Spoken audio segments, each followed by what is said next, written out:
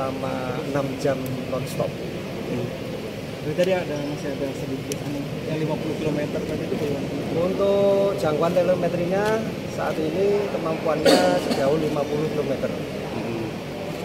Masih bisa diperluas Pak?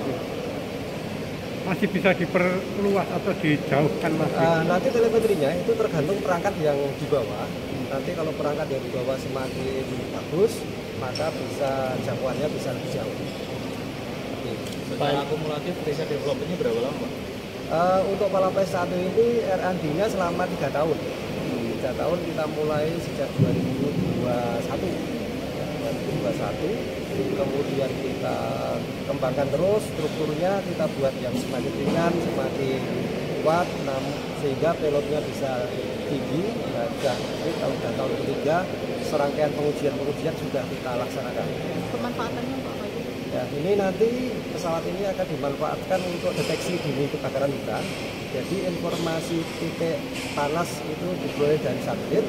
Kemudian sebelum dilakukan pemadaman, maka harus divalidasi dulu bahwa itu betul-betul api ya, menggunakan pesawat ini. Sehingga setelah valid bahwa hotspot itu adalah api, kemudian pemadam menuju ke hotspot tersebut.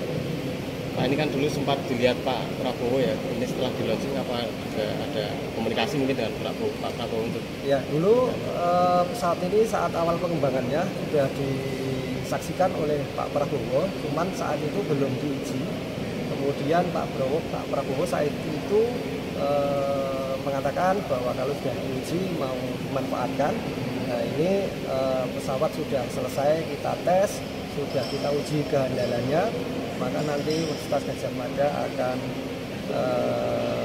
melakukan pembicaraan kelanjutan. Pak, peruntukannya selain tadi untuk melihat titik itu bisa apalagi kemampuannya? Pesawat ini pada dasarnya bisa digunakan untuk keperluan bermacam-macam keperluan, tergantung dari sensor yang dibawa. Selain untuk monitoring, untuk mapping, pesawat ini juga bisa digunakan untuk reconnaissance ya, untuk militer, untuk mengintai kondisi musuh yang jaraknya masih jauh, kemudian bisa untuk patroli laut, kemudian bisa untuk pemantauan perkebunan, pemantauan pertambangan dan lain-lain.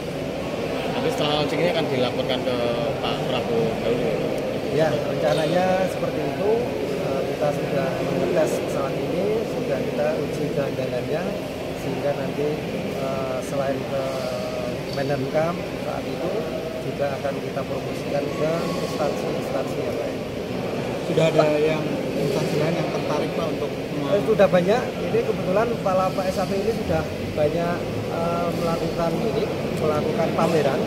Ada dari Tentara Angkatan Laut, kemudian ada kepolisian. Itu sudah beberapa kali komunikasi dengan kita menanyakan pesawat ini. Pak, secara keseluruhan itu ada berapa, memakan biaya berapa secara keseluruhan? Jadi untuk pesawat ini biaya pembuatannya itu berkisar sekitar 300 untuk buatnya saja. 300 juga. Harga jualnya ya mungkin kisaran 2 sampai 3 kali. Jadi kalau misalnya ada yang instansi yang memesan itu kapasitas produksi bisa berapa Pak? Maksimal itu? Jadi kapasitas produksi kita itu 3 bulan itu kita bisa membuat 7 sampai 10 unit selama 3 bulan. sejauh ini apa sudah ada yang ready Pak atau sistemnya pemesanan? Sistemnya pemesanan dulu karena ini masih dalam tahap awal-awal untuk diproduksi. Rencana pengembangan ke depannya ini pesawat ini akan kita lengkapi dengan sensor cerdas istilahnya ya, sehingga bisa digunakan untuk misalnya untuk pemantauan di bawah pohon, pemantauan di bawah permukaan tanah dan seterusnya. Selanjutnya juga akan kita kembangkan pesawat yang lebih besar lagi, pesawat Palapa S2 yang bisa terbang selama 12 jam, komunikasinya menggunakan satelit. Itu masih dalam pengembangan. Pak, ini kan tadi disebutkan bahwasanya ini karya anak bangsa, berarti berapa persen TKDM ya Pak? Ini TKDN sedang kita kerjakan ya. Ini TKDN pesawat ini berkisar antara 30 sampai 40 saat ini dan nanti akan kita tingkatkan terus.